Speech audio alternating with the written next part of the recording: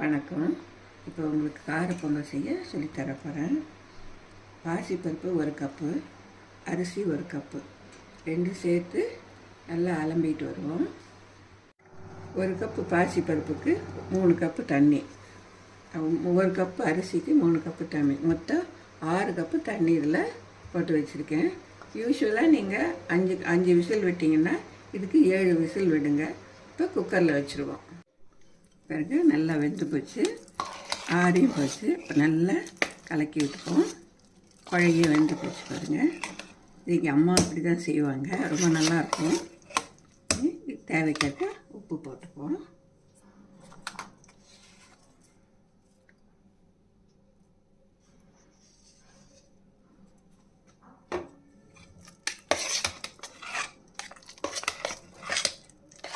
இப்போ இதில் கொஞ்சம் நெய்யை விட்டுக்கலாம்.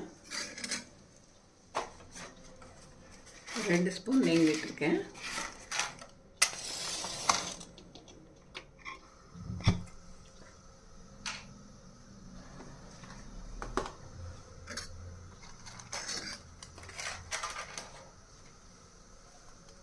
பாருங்க,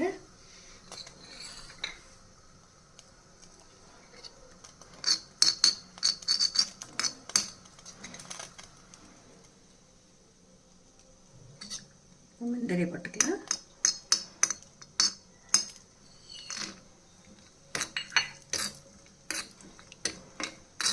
பொன்னிறமாக வர்ற வரையிலும் வளர்க்கணும். இப்போ பொன்னிறமாக ஆயிடுச்சு. குட்டியாக எடுத்து போட்டுக்குவோம்.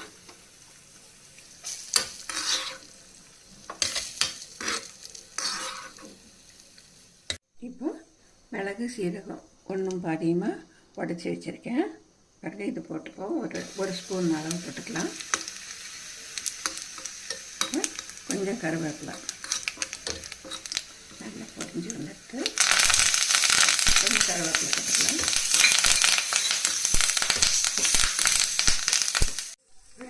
மிளகு சீரகம் ஒன்றும் பாதியமாக பொடிச்சு வச்சுருக்கிறது, கருவேப்பிலை எல்லாம் நெய்யில் வறுத்து வச்சுருக்கேன். இது போட்டுக்குவோம்.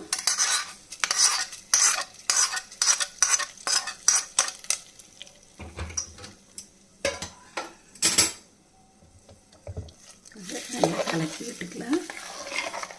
பாருங்கள், இப்போ வெண்பொங்கல் ரெடி ஆகிடுச்சு. அந்த காலத்தில் எங்கள் அம்மாலாம் இப்படி தான் செய்வாங்க, ரொம்ப நல்லாயிருக்கும். ஒரு தடவை நீங்கள் செஞ்சு பாருங்கள். லைக் பண்ணுங்கள், ஷேர் பண்ணுங்கள், உங்கள் ஃப்ரெண்ட்ஸுக்கெல்லாம் ஷேர் பண்ணுங்கள். பார்த்ததுக்கு ரொம்ப நன்றி. வணக்கம்.